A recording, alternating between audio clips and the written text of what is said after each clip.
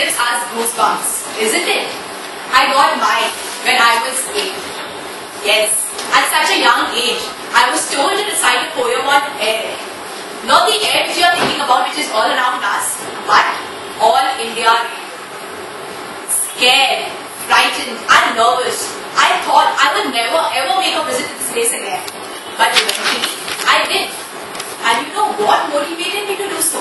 It was a 150 rupee check. It was an amazing experience. It was an inexplicable feeling because that was the first time that I was appreciated. And I earned it when I was in class 3. Good evening, fellow Toastmasters and guests. My name is Vinita, dayani, and I am 18 years old, studying economics at St. David's College. I was brought up in Kolkata to a father who is a successful civil engineer and to a mother who is an efficient homemaker. I am the youngest in my family who has this insane dream of earning a lot of money so that I can go on for a shopping spree and spend the half of it in fulfilling the dreams of my family. I am an amateur synthesizer player and I love table tennis and badminton because it gives me unbridled joy, especially at times of tension. Let me first begin with the most beautiful phase of my life. Days which we would love to cherish because at that time the word gay meant happy. The most tragic moment was when there was a surprise test in the first period. And the most irritating sound was the morning alarm clock. And I was none other than school days. Till class 10, I studied in a co-education school named Frank Anthony. I was an introvert and I was completely oblivious about my classmates till class 8. But then, the next 2 years of my life did put a break on this monotonous schedule.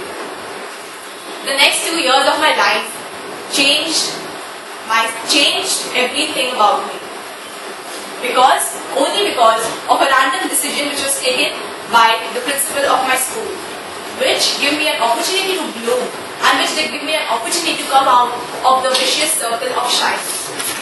There was a shuffling of the students in my class and I was in a section which comprised 39 boys. Yes, there were 39 boys and 1 girl in that class. Only 1 girl. I was flabbergasted. I did not know how to react. My teachers, my friends, everyone suggested me to request the principal to change my section.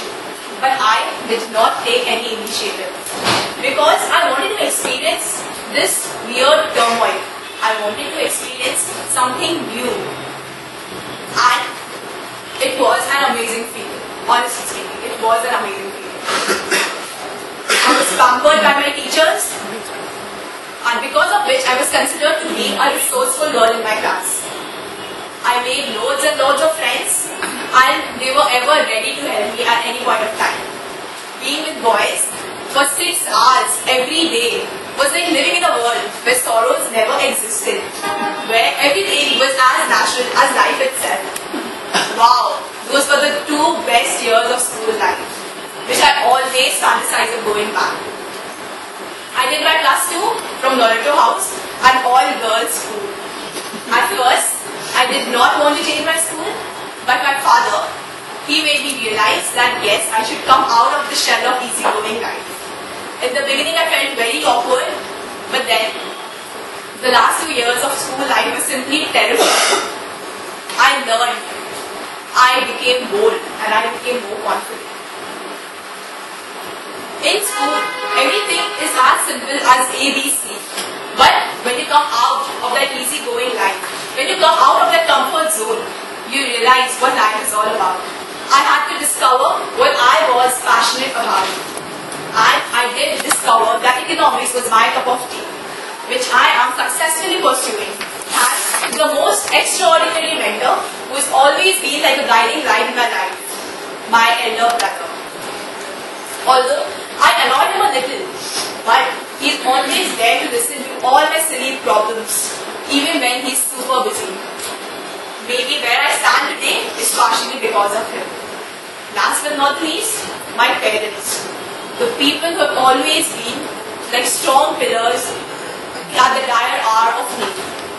A doting mother who is always caring and who always understands the reason for my mood swings even without a hint. I'm a cosmopolitan father who is always ready to share his experiences. Right now, I don't know what will I do in future. Where will I stand in future? But I know that I'm loving the moment and living it completely. And at the end, I want to confess that I'm truly, deeply and madly in love with myself and will continue to do so day in and day out. After this.